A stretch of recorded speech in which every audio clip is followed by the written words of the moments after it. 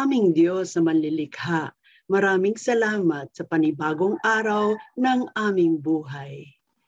Ang aming puso ay nagagalak sa inyong kabutihan sa saliw ng pagpupuri ng buong kalikasan. Kasihan niyo po kami sa aming panambahan.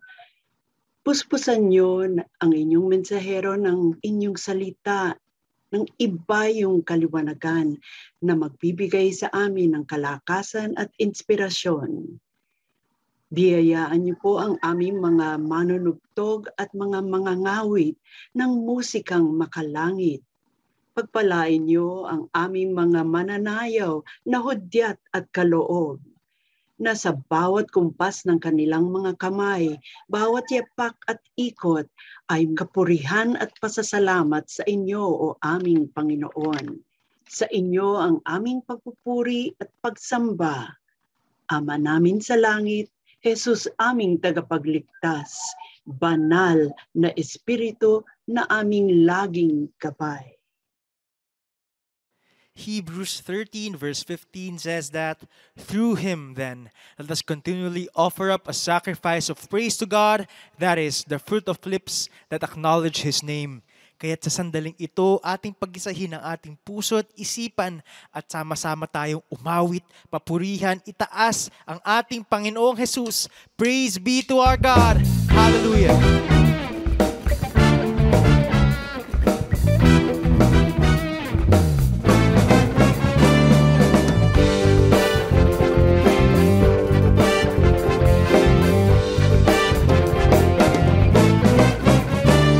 Sama-sama, nagpupuri sa inyo. Sama-sama, umawit sa inyo. Ng Diyos, tunay ang kiputino. Ang pag-ibig nyo ay hindi nagbabago. Itataas ang ngalan nyo, Panginoong Jesucristo. Kami ay sama-sama.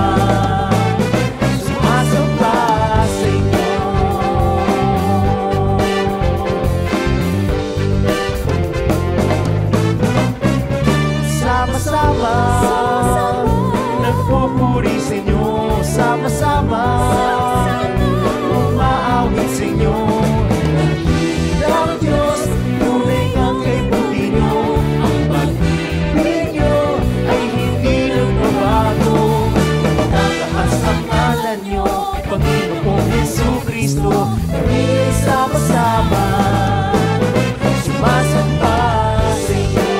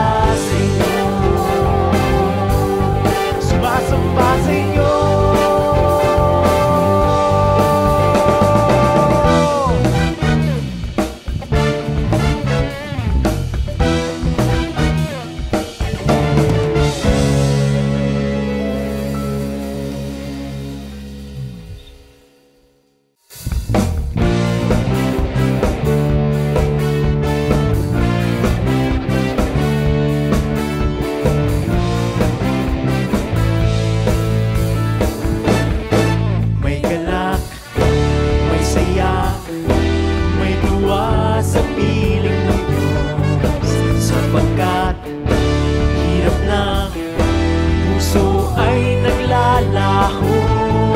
May awit, may sayaw, at papuri para sa Diyos, na hatid ng pusong pinagpala ng lubos. Handog niya ay kapayapaan, handog niya ay kagalakan, handog niya ay kalakasan sa bawat pusong napapagal. Ngayon ang awit ng papuri, awit ng pasasalamat, at ang awit ng pagsamba ay para lang sa Kanya.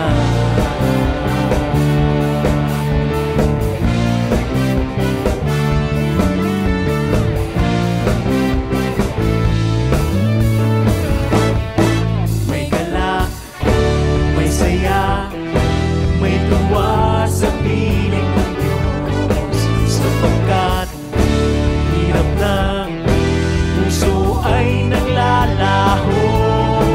May awit, may sayaw, at papuri para sa Diyos, na hatid ng puso pinagpala ng lubos.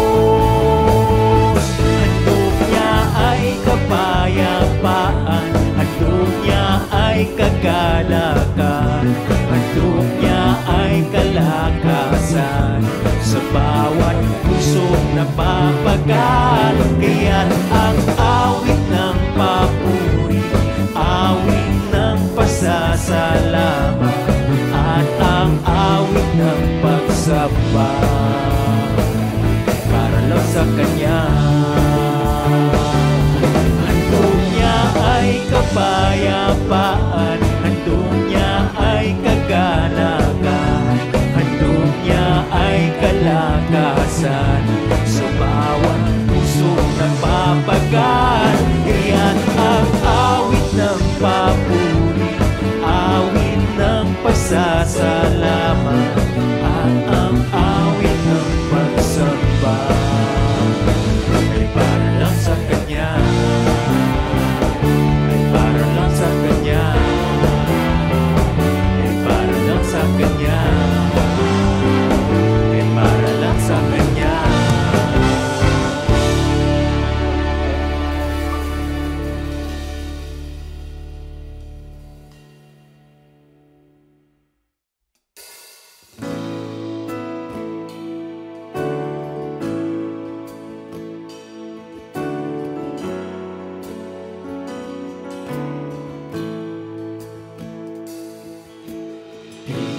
People come together, strangers, neighbors, our blood is one.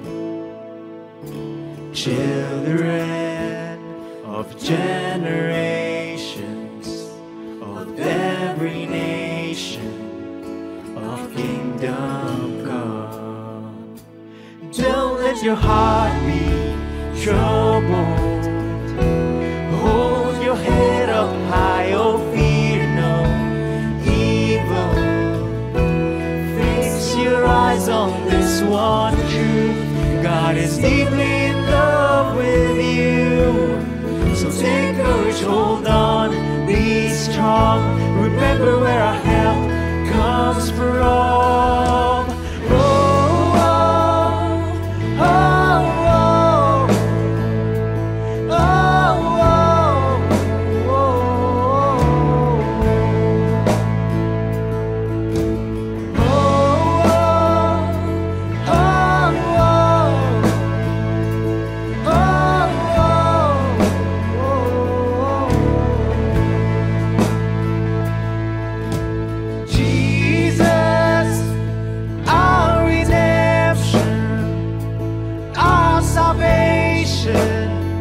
It's in His blood.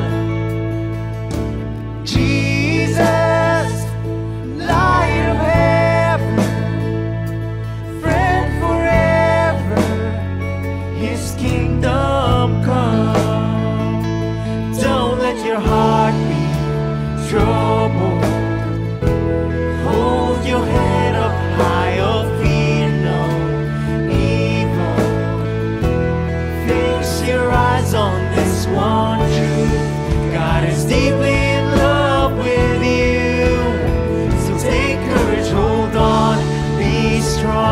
remember where our help comes from. Oh,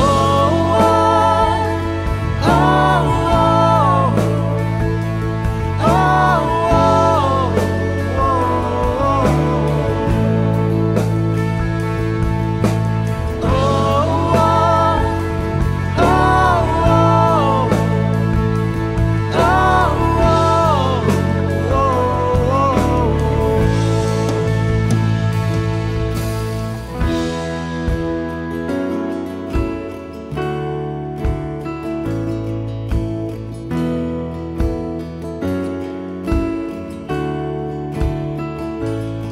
Swing wide, all you heavens, let the praise go up as the walls come down. All creation, everything with breath, repeat the sound.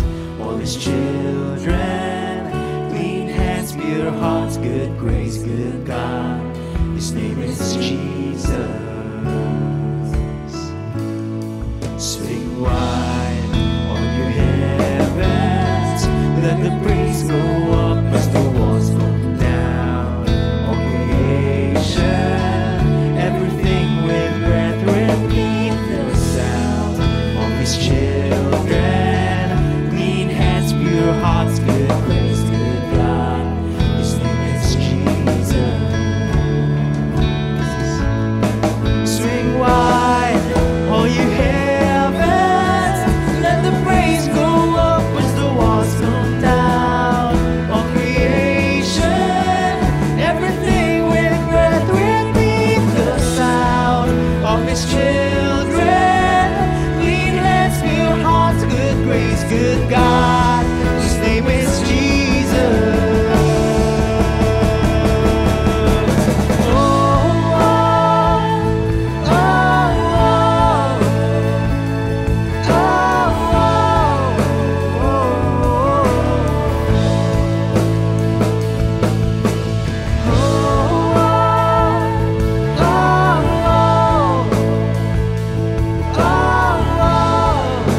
oh,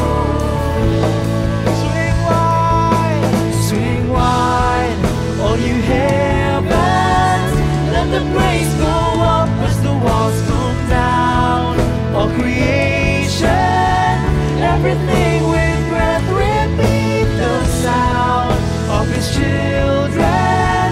Clean hands, pure hearts, good grace, good God. His name is Jesus.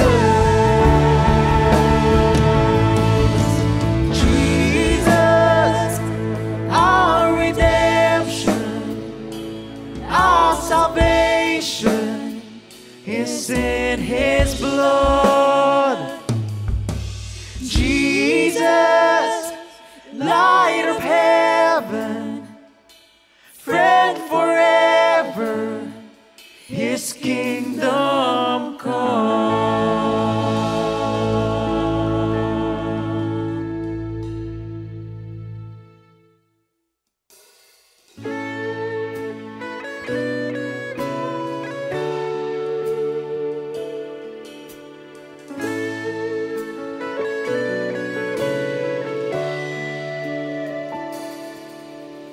Jesus at the center of it all. Jesus at the center of it all. From beginning to the end, it will always be, it's always been you, Jesus. Jesus. Jesus at the center of it all. Jesus at the center of it all. From beginning to the end, it will always be, it's always been you, Jesus. Jesus, nothing else matters. Nothing in this world will do.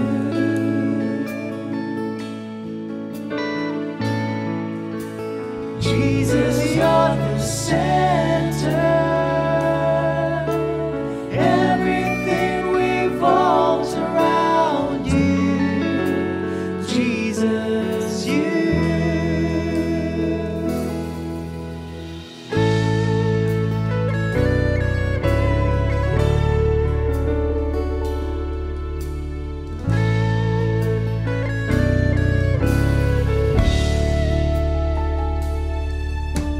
Jesus, be the center of my life. Jesus, be the center of my life. From beginning to the end, it will always be, it's always been you, Jesus. Jesus. Nothing else matters. Nothing in this world will do.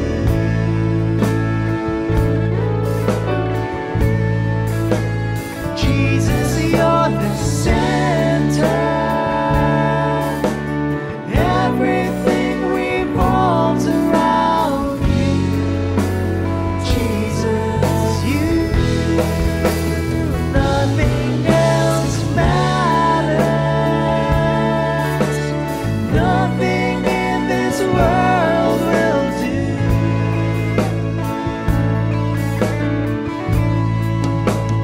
Jesus, you're the center. Everything revolves around you. Jesus, you.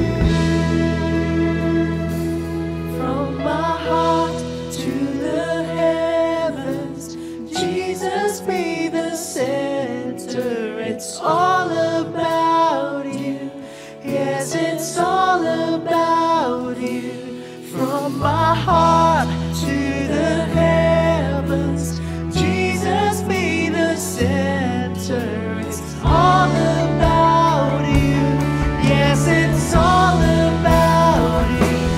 From my heart to the heavens, Jesus, be the center. It's all about you. Yes, it's all about you. From my heart to the heavens, Jesus, be the center. It's all about you. Yes, it's all about you.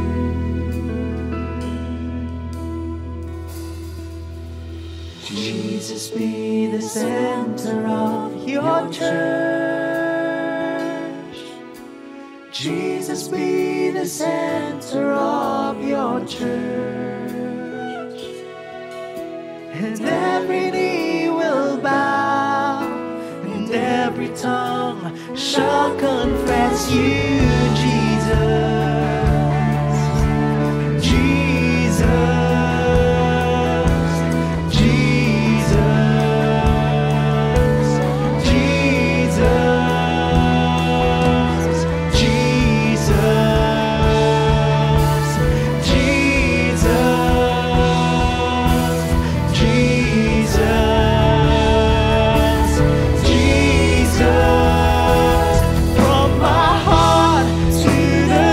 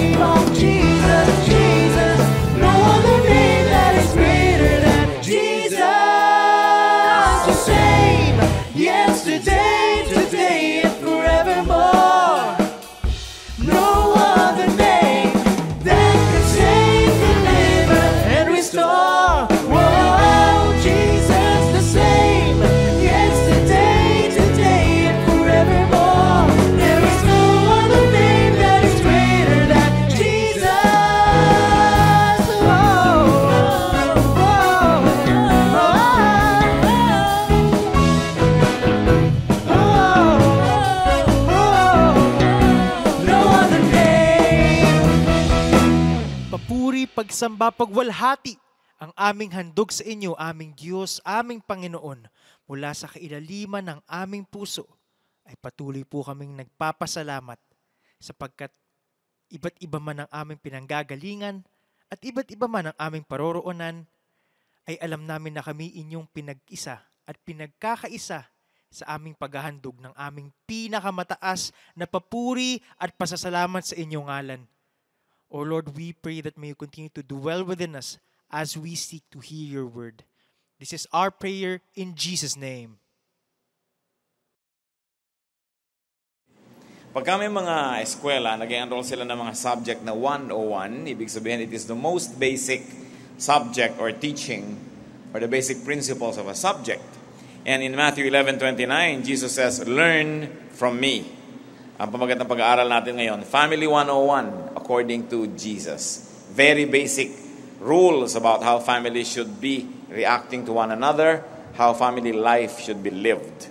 Heavenly Father, we thank you for who you are in our lives. Thank you that you are our healer, our friend, our teacher, our provider, protector, companion, and that you are our God. Salamat, Panginoon, dahil kami patuloy mo na pinalalago. You trim the rough edges, O God. You polish us like gem, that even friction turns us into better persons. Salamat sapagkat kayo ay laging nandyan, naasahan, natatawagan, only a prayer away. Patawarin niyo po kami sa mga kasalanan namin at kami po inyong bigyan ng kakayahang maunawa kayo. We ask, Father, that you may give us an understanding heart, give us wisdom, enable us to comprehend your message for us today. At nawa, Panginoon, laging makita namin yung relevance sa inyong mga salita sa aming buhay. Kung di man diretso sa buhay namin, sa buhay ng mga taong aming nai-influensya, mga taong aming dapat mahalin, alagaan, mga tao sa aming mundo. Nawa, Panginoon, payamanin mo ang aming isipan, ang aming pagkatao sa pamamagitan ng iyong mga katuruan at ang buhay na nais mong maipamuhay namin sa pinakamabuting paraan matupad. We ask you, Father, let your will be done. Move in our midst. Bless us. Give us your message. Use only your servant as an instrument, but be the message giver, O God. We ask you, Father, in the name of Jesus, your Son, our Lord and Savior. Family 101, according to Jesus. Isa na pong kilalang-kilala ang Panginoon sapagkat napakarami na niyang mga napagaling, naturuan, nabigyan ng biyaya. At yan ang background ng ating babasahin, Marcos 3:10 hanggang 11. Sapagkat marami na siyang pinagaling, dinudumog siya ng lahat ng may sakit upang hawakan man lamang siya. Bawat taong sinasapian ng masamang espiritu na makakita sa kanya, ay nagpapatira pa sa harapan niya at sumisigaw, "Ikaw ang anak ng Diyos." Marcos 3:21. Nang mabalitaan yon ng kanyang mga kasambahay, sila'y pumaroon upang sawayin siya dahil sinasabi ng mga tao na siya'y nasisiraan ng bait. Hindi naman lahat ng gumagawa ng mabuti na intindihan. Maging ang Panginoong Hesus sa dami ng kanyang ginagawang mga himala ay napagkamalan at binansagan na nasisiraan ng bait. Kaya anong ginawa ng kanyang mga kasambahay, siya'y sinikap pigilin sa kanyang ministry. Jesus' family did not believe in him initially. Marcos 6:4. Dahil dito, sinabi sa kanila ni Jesus, ang isang propeta ay iginagalang ng lahat, maliban ng kanyang mga kababayan, mga kamag-anak, at mga kasambahay. So hindi lang mga malalayong kamag-anak, mga kasambahay ng Panginoon, ang kanyang idinadaing na hindi naniniwala at hindi nagbibigay ng galang. Mateo 12:46 hanggang 50. Habang si Jesus ay nangangaral, dumating ang kanyang ina at mga kapatid. Naghihintay sila sa labas ng sinagoga dahil nais nila siyang makausap. May nagsabi kay Jesus, "Nasa labas po ang inyong ina at mga kapatid. Ibig nila kayong makausap." Ngunit sinabi niya, "Sino ang aking ina at sino-sino ang aking mga kapatid?" Itinuro niya ang kanyang mga alagad at sinabi, "Sila ang aking ina at mga kapatid. Sapagkat ang sino mang sumusunod sa kalooban ng aking Ama na nasa langit, iyon ang aking ina at mga kapatid." At naway buksan ng Panginoon at ang Espiritu ang ating isip na mabatid natin ang lalim ng ganitong mga pangungusap galing mismo sa bibig ng Panginoong Jesus. So Jesus defined family as people who are spiritually one with you. People who believe in you. People who agreed with you. And in general, this is a spiritual sense of definition, a spiritual family. Jesus defined family as people who support you. Noong nais siyang kausapin ang kanyang pamilya na naghihintay sa labas dahil hindi makapasok at punong-puno ng tao, at siguro ayaw nilang pumasok because they did not want to dignify the event that was happening, may nagbulong sa kanya, nandyan po ang inyong ina at mga kapatid. At sabi niya, sino yun? Eto, iyan ang ina ko, iyan ang mga kapatid ko. Yung mga nananalig sa Ama na nagpadala sa akin at yung nananalig sa aking mensahe. What is Family 101 according to Jesus? What is the very basic frame of Jesus' definition of what a family should be? At ano ang mga dapat leksyon at pag-aralan ng mga nagsasabing sila'y kapatid, sila'y magulang, sila'y anak, sila'y magkakamag-anak? Do not judge a family member that you do not readily understand. Do not judge a family member or anyone that you do not agree with. Do not judge a family member that you cannot easily place or classify. Kakaiba naman talaga si Jesus, unique. Unique ang pagkakadalang tao, unique ang pagkakapanganak, unique ang naging paglaki, unique ang naging ministry. Pagkatapos, dahil doon, gusto siyang pigilin ng kanyang mga sariling kasambahay. Hindi siya katulad ng kanyang mga kapatid, hindi siya katulad ng kanyang mga pinsan, hindi siya katulad ng mga kapitbahay, kakaiba siya. Kadalasan na po sa atin, we judge people that we do not readily and instantly and quickly understand. We say, hindi ko siya naiintindihan, therefore, mali siya. And this is already exemplified in the very life of Jesus. But we must never forget that geniuses, special persons, are not ordinary. That they do not look and sound or feel ordinary. Yung mga very specially gifted, huwag natin paghanapan na katulad ng mga karaniwan. Iba talaga sila. Iba ang kanilang pamamaraan, iba ang kanilang pag-iisip. Dapat iba rin ang ating pakikitungo. Mateo 7:1, huwag kayong humatol nang kayo'y di hatulan. Yung sasabihin mo agad ang tao, mali. Napakalaking pananagutan na sabihin yun, lalo't hindi mo kayang mapatunayan. Pipigilin mo ang isang tao dahil ang sinasabi mo, ang ginagawa niya ay masama, na yung pala hindi lang kasi kasanay doon, hindi mo alam yun, at nais mo yung tao sumunod sa iyong kagustuhan. Isa pa pong lesson ng Family 101, do not carelessly label people. Magkakamag-anak na yan eh. Huwag binibigyan ng tao ng bansag, huwag mo binibigyan agad ng tatak. No? Katulad doon, he was called out of his mind. He was called mad. Tinawag siyang baliw dahil nakakapagpagaling siya. Tinawag siyang baliw dahil kakaiba ang kanyang pamamaraan sa buhay, natural, hindi katulad ng iba.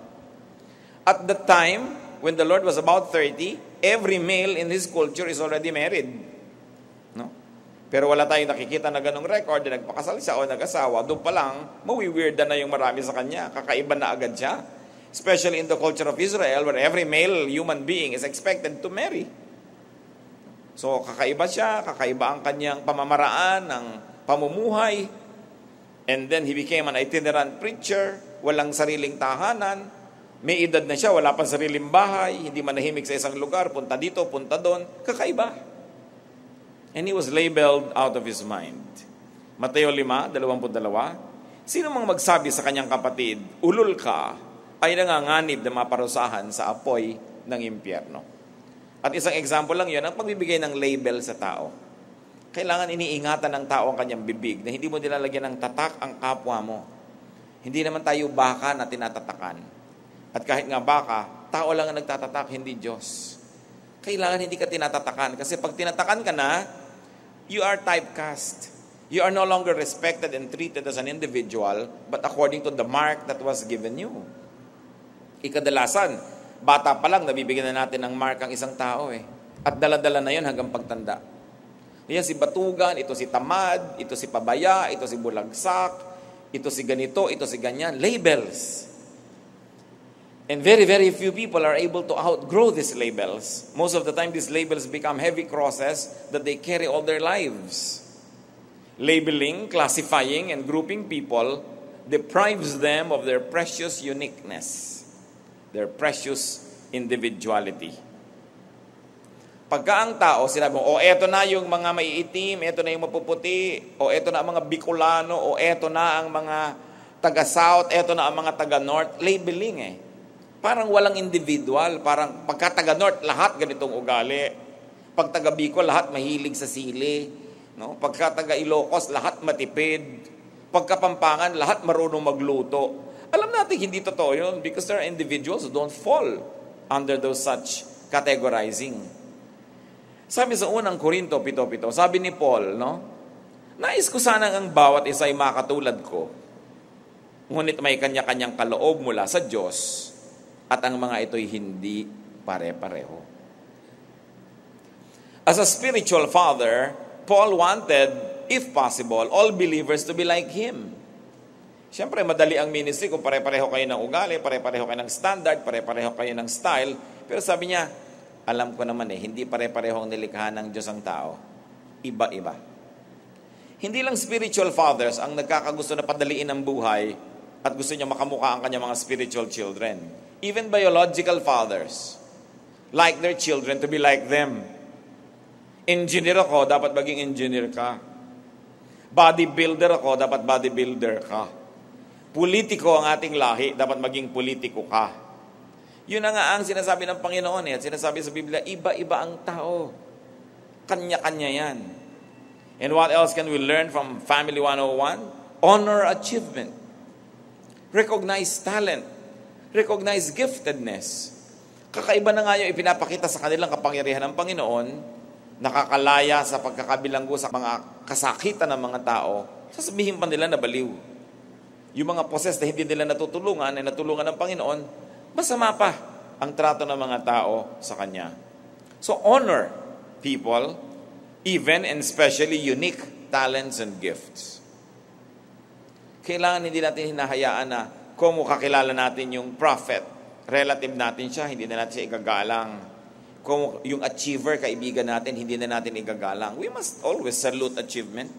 We must recognize achievement. Hindi ko mo pare-pareho kayo nung araw, pantay-pantay lang kayo nung nasa elementary grades kayo, ganun pa rin kayo ngayon. Kasi talagang merong may na-achieve, merong walang masyadong na-achieve. You must recognize achievement. Parang hindi naman makatarungan na yung isang tao nagsikap at maraming ginawa, babaliwalain mo. Sa nung araw, pare-pareho lang kami tumatakbo dito. So dapat ganun din ang trato mo sa kanya. This kind of feeling is a comfort of people who never achieved anything. They like to bring everybody back to once upon a time when there still was no distinction between them. But it is only self-serving because they don't want to recognize achievement. So do not downgrade achievers so you could upgrade yourself. Maraming mga ganyan Pag may ang ganda-gandang babae, sabi nila, maganda nga yan, boba naman. Yung dina-downgrade mo para hindi ka kasi maganda. No? So, binabaliwala mo, wala yung physical beauty, skin deep. How deep do you want beauty to be? Very deep. Sasabihin mo sa isang babae, ang ganda ng iyong pancreas. Siyempre, beauty is skin deep. Ano pa ba namang kalaliman ng gusto mo dyan? Siguro hindi ka lang maganda, kaya binabaliwala mo yung kagandahan niya. Yun naman mga matatalino, baliwala yung katalinuhan yan. Bobo yan sa practical. Matitinig mo lagi yung mga ganyang panlalait sa kapwa. Kung mayaman nga yan, may cancer naman. Yung para ikinatuwa mo pa. Mga inggit yan Dapat pag may nag-achieve, mag-enjoy ka dahil may achievement sila. Yung kamag-anak mo yung mayaman, matuwa ka. Hindi ka man bigyan, at least hindi yan kasali sa mga mangungutang sa'yo. At kung nagkagipit-gipit ka, pwede pa kang makahiram ka sa kanya. Ba't hindi ka matuwa na nagkakaroon siya? Yung inggit, malaking sumisira yan sa tao. Lalong-lalo sa magkakamag-anak. Yung ikaw ay honor na honor sa school, yung mga kapatid mo, binabatok-batukan ka dahil bunso ka. Hindi ka pinapansin-pansin. Baliwala sa amin yan. Yung sikat na artista na yan, sa amin, hindi sikat sa pamilya namin. Pero may na-achieve nga siya, di dapat saluduhan mo. Support family members in their calling, in their vocation, in their chosen careers. Dahil hindi lahat ay magkakamuka. Merong gusto na maging volcanologist siguro. Merong gusto siguro maging florist. Merong gusto maging musician. Merong gusto na ganito't ganyan ang gawin niya. Suportahan, kung ano ang tawag sa Kanya. Paano nyo malalaman kung anong tawag ng Diyos sa'yo? Kung anong talent ang mga binigay sa'yo, kung saan ka mahusay, kung saan magaling, yun ang calling.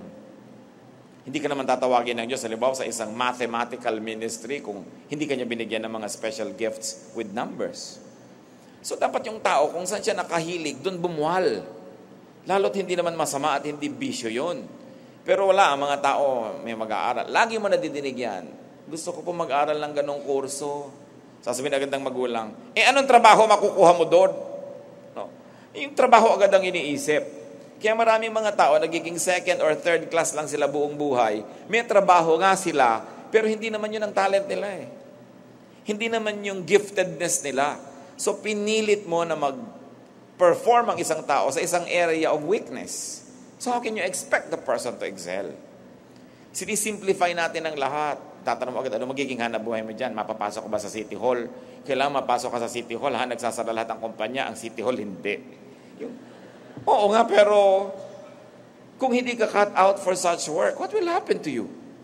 Not everybody is the same. Not everybody can have and can be the same. And they cannot have the same vocations. Mga karakter lang sa Bible, isang pamilya pinagmulan, Genesis 25:27. Lumaki ang mga bata, at ito yung magkapatid. Naging mahusay na mangangaso si Esau, at sa kaparangan na halos tumira. Si Jacob naman ay tahimik at lagi sa bahay. Nakita niyo magkapatid na lalaki ito, magkaiba, machong-macho yung isa, laging naninibat ang mga usa, nanghuhuli ng mga baboy damo, no? Nanghuhuli ng mga leon, nakatira sa gubat. Ito naman isa, lagi nasa bahay. Tahimik na tahimik, hihiwa-hiwa ng bawang, kasunod ng nanay niya.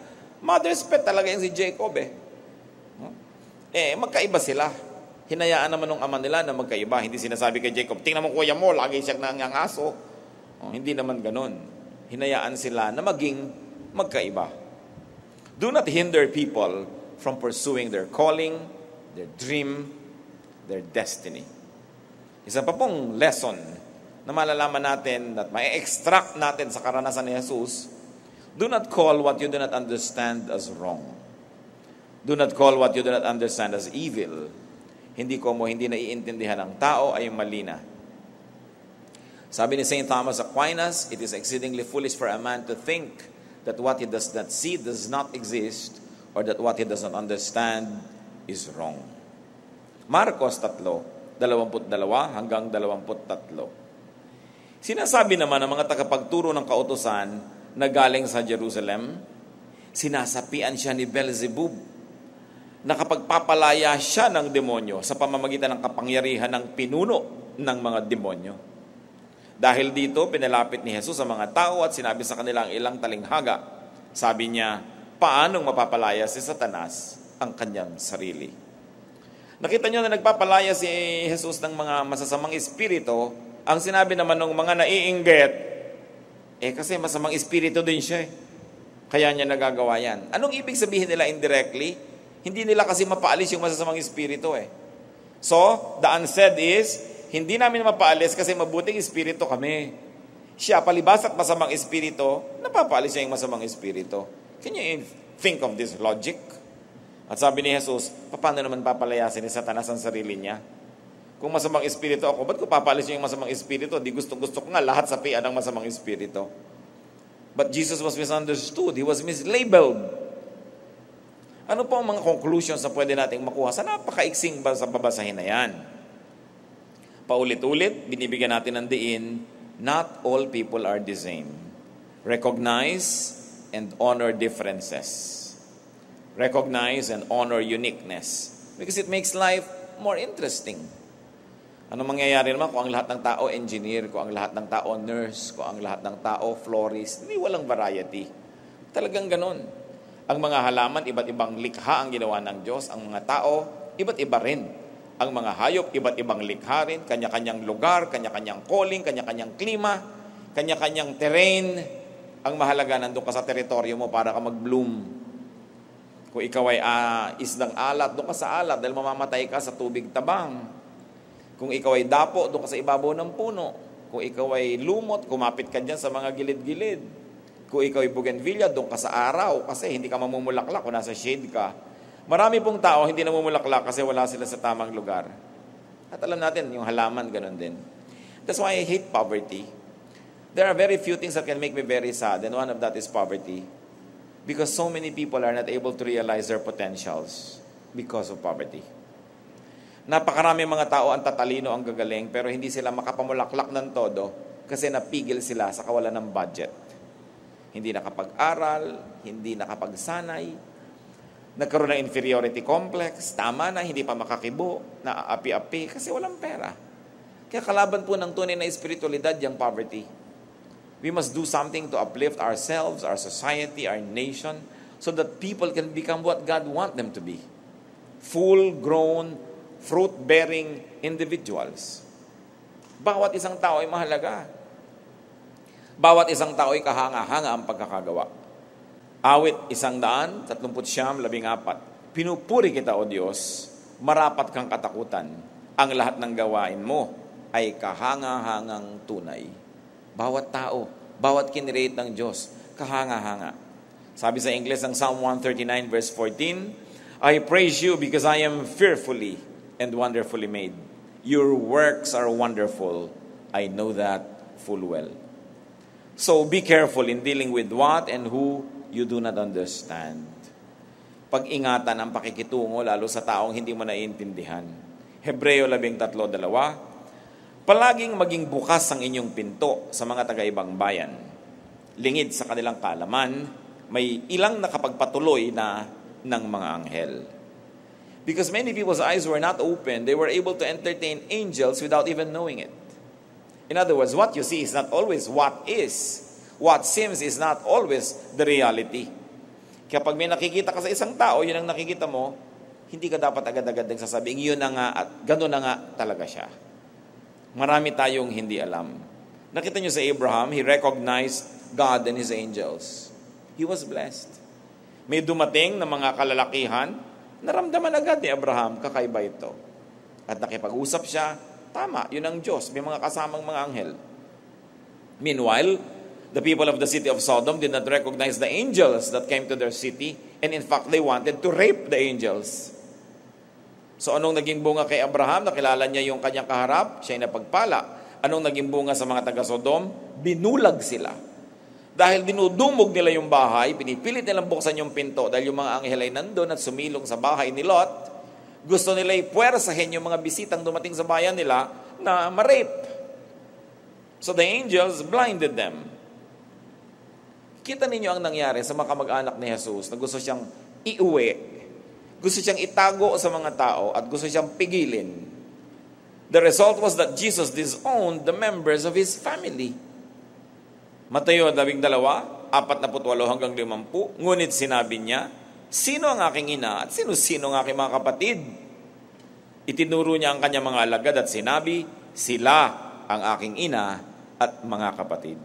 Sapagkat ang sino mang sumusunod sa kalooban ng aking Ama na nasa langit, iyon ang aking ina at mga kapatid. Isipin po natin ito mabuti.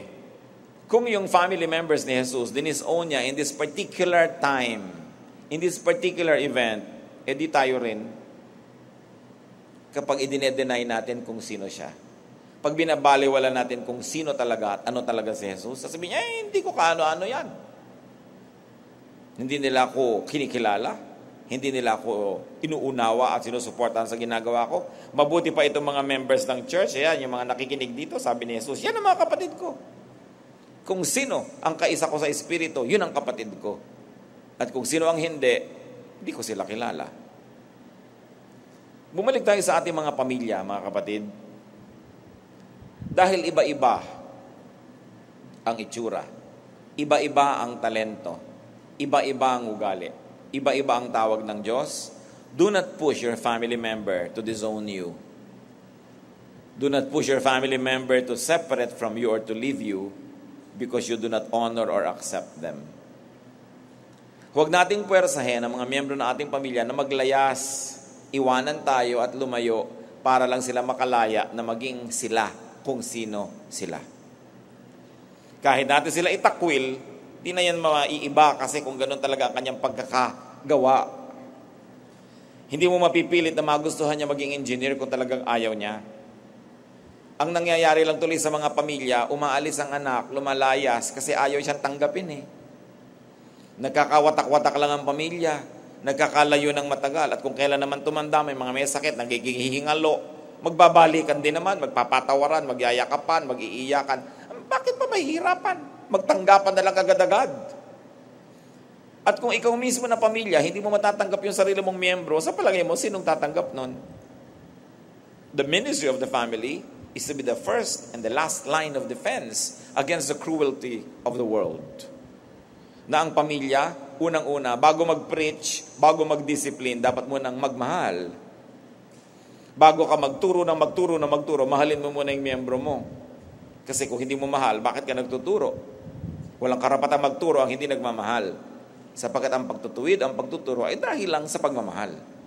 Ngayon, kung hindi mo minamahal, preach ka pa ng preach dyan, lalayasan ka talaga. Madaling sabihin kasi nung mga nandun sa average, sa kamukha ng marami, nasa majority, tawagin mong normal. Kasi yung normal naman, ibig sabihin lang norm, ibig sabihin yun ng majority. Madali sa kanilang i-impose yung kagustuhan ng majority. Kasi nandun na sila eh. Madali sabihin sa mahal mo sa isang pamilya ng mga matatalino, kailangan honor kayong lahat. Paano kung meron kayong isang anak na hindi talaga academically gifted?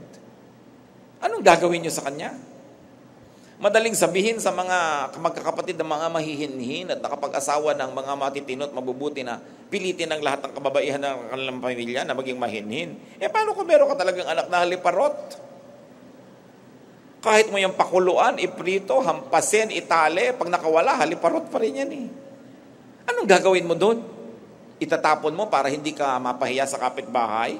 I-disown mo? Marami ko nakita ganyang pamilya. Meron sila pang mga anak na medyo kakaiba yung kalusugan, kakaiba yung itsura, yung kulay ng balat, yung bone formation. Tinatago nila sa madidilim na kwarto. Meron ako mga ganong mga kilala, itinago hanggang namatay yung isang kapatid. Hindi lang isa, several. Kapatid mo yun eh. Kung ikaw mismo sa pamilya nyo, hindi nyo ito aangkinin na kapatid, hindi nyo itaturing na tao, sa palagay nyo may gagawa pa nun, may magtuturing pa sa kanila na tao sila. So kahit ang kapatid nyo, si Batman, si Darna, si Rena, Shoko yung kapatid nyo, kapatid nyo yun eh. Anong gagawin nyo? Itatapon nyo? Bakit ka pa naging kapatid? Ba't ka pa nandyan? Hindi yun ikalulugod ng Diyos na sa sobra nating pagiging matuwid, sa sobra nating pagiging normal, itatapon natin yung mga hindi katulad ng karamihan. Ang pagtanggi sa pagtanggi sa potter. Hindi si hari ha. Pagka tinanggihan mo yung tao na nilikha ng Diyos, sinong tunay na tinatanggihan mo? Di yung Diyos na lumikha. Kaya sabi ni Lord, pagka tinanggap kayo, tinatanggap ako. Pag nireject kayo, nireject din ako. That's in an evangelistic context. But of course, it's not difficult to stretch that to practical life. Pagka meron kang anak at pinadala mo sa isang lugar at tinanggihan doon, di ba ikaw sumasama ang loob? Di gano'n din ang nararamdaman ng ating Ama sa Langit na meron siyang anak na kinreate tapos hindi mo ino-honor, hindi mo minamahal, hindi mo tinatanggap. To those whose families and friends and homes do not recognize them, those families that do not accept them, what do I say? Do a Jesus. Tularan ang Panginoon. Kapag ayaw kayong tanggapin ng pamilya nyo, ayaw kayong tanggapin ng lipunan, ayaw kayong paniwalaan, ayaw kayong tanggapin just as you are, ipinipilit nilang ibahin ang inyong identity, tandaan nyo ang Panginoon. He continued to believe in Himself and He continued to pursue His calling. Nanindigan siya. Marcos 14, 60 hanggang 62. Nililitis nilang Panginoon. Pinipilit nilang itatwa ni Jesus kung sino siya. Kasi ayaw nilang paniwalaan kung sino si Jesus eh. Tumayo ang pinakapunong pari sa harap ng kapulungan at tinanong si Jesus, wala ka bang isasagot sa paratang nila sa'yo? Ngunit hindi umimik si Jesus at hindi sumagot ng anuman. Muli siyang tinanong ng pinakapunong pari, ikaw nga ba ang Kristo, ang anak ng mapagpalang Diyos? Ang ine-expect nila, sabihin no. Ang ine-expect nila, hindi po. Kasi alam nila, pagka sinabing oo, paparusahan nila, papaluin, hahampasin, ipapako sa krus, papatayin nila. Ayaw nila makarinig ng oo. So, ang ine-expect ng lahat ng tao na ang pressure ang laki-laki, itatatwa ni Jesus kung sino siya. Sumagot si Jesus, ako nga. Kilala ni Jesus kung sino siya. Hindi siya nalito kung sino siya. Ipinilit niyang siya ay siya kahit ang tao ay hindi naniniwala. And you know how everything else happened. The rest is history, sabi nga nila. So kayo ay mahusay, ayaw kayong paniwalaan ng tao, maniwala kayo sa sarili niyo. Sa tulong ng Diyos, patulong kayo sa Diyos. Hindi naman kayo pwedeng walang kakampi. Kahit kayo ayaw kampihan ng tao, may Diyos pa rin. Ayaw nilang maniwala na ganito kayo, pero alam niyo kung sino kayo, manindigan kayo. Huwag niyong ibigay sa kanila yung gusto nila. No? Natanggalan ka ng individuality, tanggalan ka na yung pagkatao, tanggalan ka na yung character, tanggalan ka ng essence, ng giftedness. Alam niyo yung individuality ng tao. While we are always encouraged by God and by the Bible to be cooperative, to be part of a team, to be team players, but each person was given a unique individuality. At dapat yan iginagalang. Kung hindi ninyo matanggap ang pagkakabuo at lalang ng isang tao, at least huwag niyo siyang abalahin. Huwag niyo siyang galawin, huwag niyo siyang sirain. Kung hindi niyo kayang tumulong bumuo, huwag na lang kayo sumira. I have seen many family tragedies. Nagkakawatak-watak dahil ayaw nilang tanggapin ang isa't isa. Si Jesus, yung kanyang pamilya, hindi siya tinanggap. Sabi niya, sino bang pamilya ko? Dito ako. Itong pamilya ko, yung tumatanggap sa akin, yung naniniwala sa akin. Give your family members the gift of acceptance, the gift of love, the gift of unconditional love. Dahil yun ang trato sa atin ng Panginoon. Huwag tayo mag-Diyos-Diyosan. Hindi tayo Diyos. Ang magagawa lang natin sa mga anak na ibinibigay sa atin, ipinagkakatiwala, mga kapatid, mga kaibigan, ang magagawa lang natin, ipanalangin, tulungan sila. If we can become positive influence, we should influence them. But we should never disown or we should never disallow them to be who they are. Kung mali yun, mananagot sila sa Diyos. Kung may pananagutan sila sa Diyos, hindi ikaw ang Diyos. Ang itinuturo sa atin is to be supportive. Never to give up helping people. And this is what Christianity is all about. Kaya hindi ako masyadong palong-palo doon sa sobra laging dinidisiplina yung mga nagkakasala kahit sa church. We should continue to nourish, to teach, pero para i-disown mo, tanggalin mo, di parang inalisan mo na siya ng pag-asa.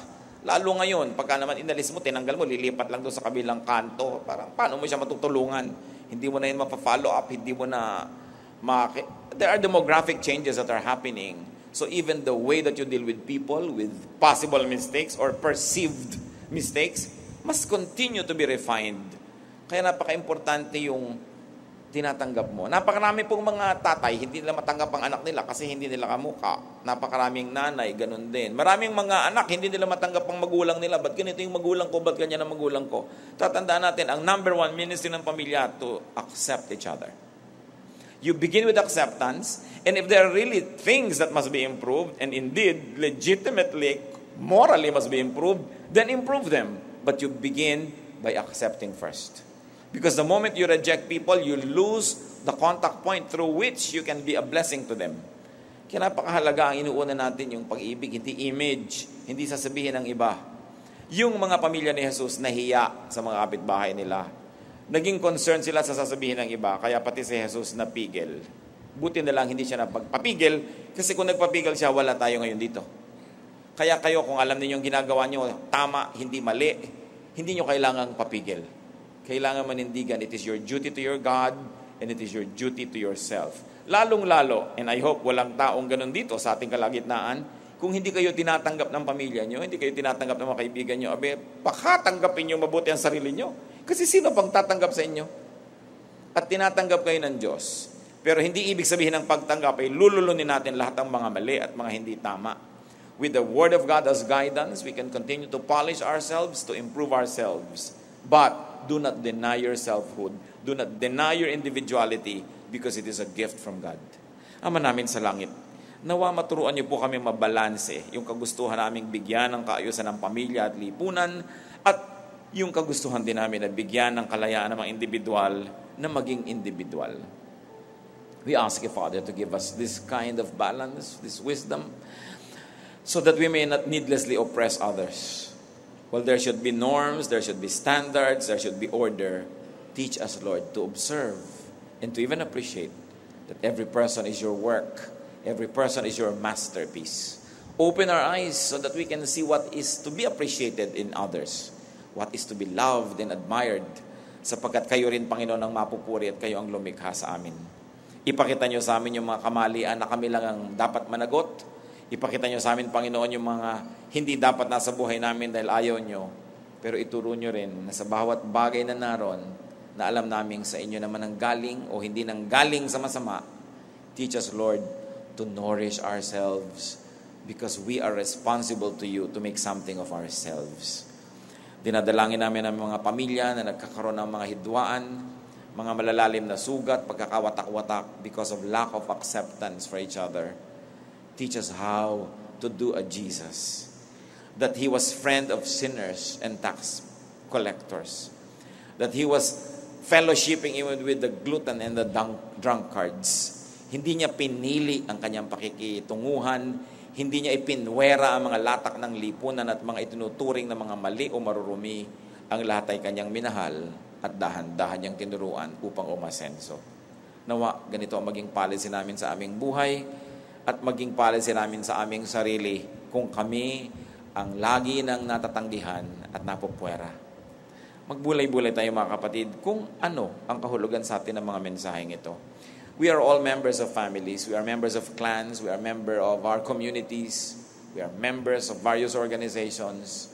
Let this example of Jesus, this Family 101 lesson, guide us in dealing with everybody else around us. Yumuko tayo at magbulay-bulay, hingin sa Panginoon ang mga personal at practical na application ng mga bagay na ito.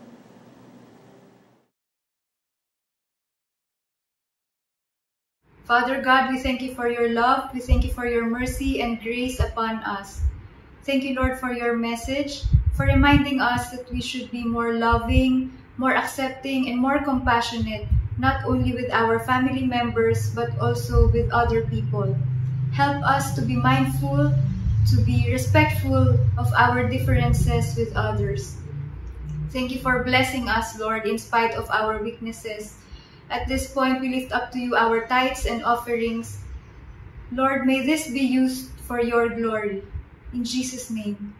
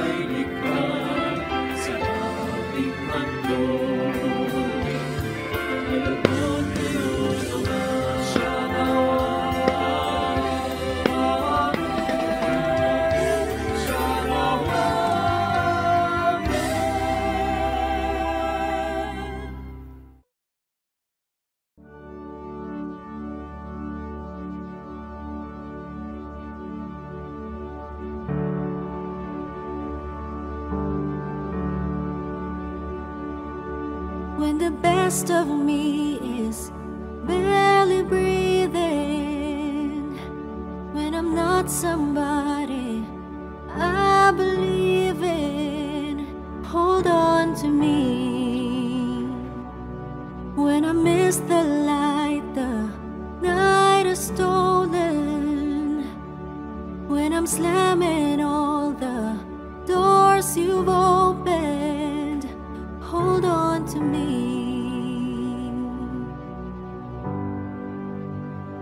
Hold on to me.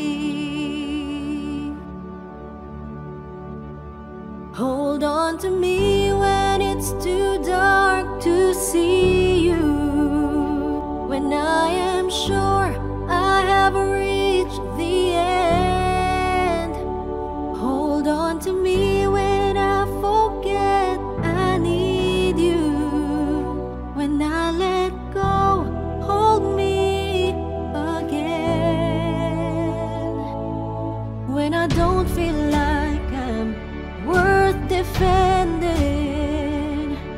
When I'm tired of all my pretending, hold on to me. When I start to break in desperation, underneath the weight of expectation, hold on to me. Hold on to me. Hold on to me when it's too dark to see you. When I am sure I have reached the end. Hold on to me when I forget I need you. When I let go, hold me again.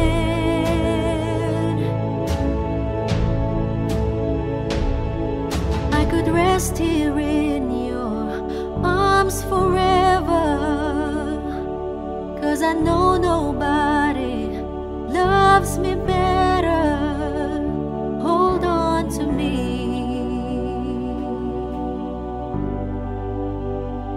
Hold on to me.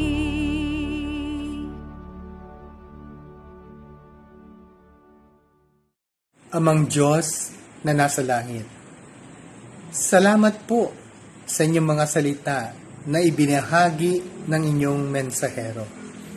Nawa ito ay maging kalakasan namin sa pagpapatuloy sa buhay. Salamat sa mga kapatiran na naging bahagi ng pagsambang ito. Ang mga awit na papuri na nagpapalakas sa aming pananampalataya sa inyo. Salamat na kayo ang aming Diyos na tapat sa inyong mga pangako at nagbibigay ng pag-asa sa amin sa araw-araw. Nawa ay makita niyo po na tapat kaming sumusunod sa inyo. Salamat sa inyong mga paalala at pagmamahal sa amin. Purihin po kayo sa aming buhay. Mga kapatid sa Panginoon, naway sumaating lahat ang kagandahang loob ng Panginoong Hesukristo at ang pag-ibig ng Diyos at ang pakikisama ng Espiritu Santo. Pagpalain po tayong lahat ng ating Panginoong Jesus.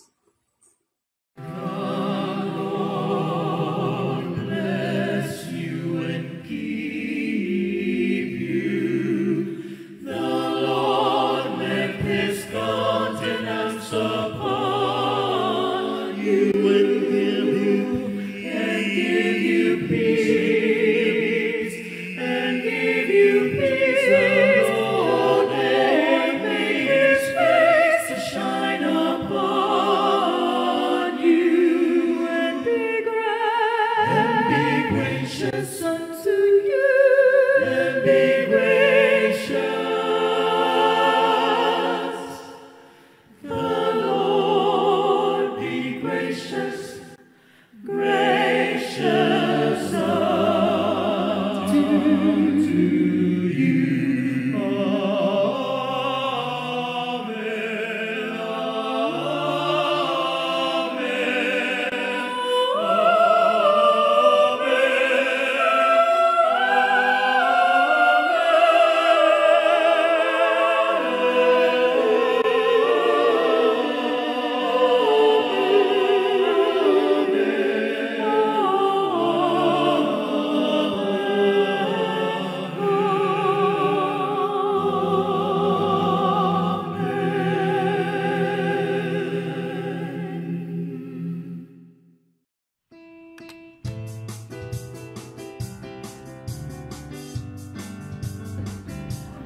Day by day we grow more forgiving. Day by day, day by day we are more accepting. Day by day, growing with a kinder heart, like Jesus more and more. From glory to glory, day by day. Let's be more loving, be more kind, as Jesus showed us the way of love. Day by day we grow more forgiving. Day by day, day by day we are more accepting. Day by day, growing with a kinder heart, like Jesus more and more. From glory to glory, day by day, into Jesus' day by day, into Jesus' into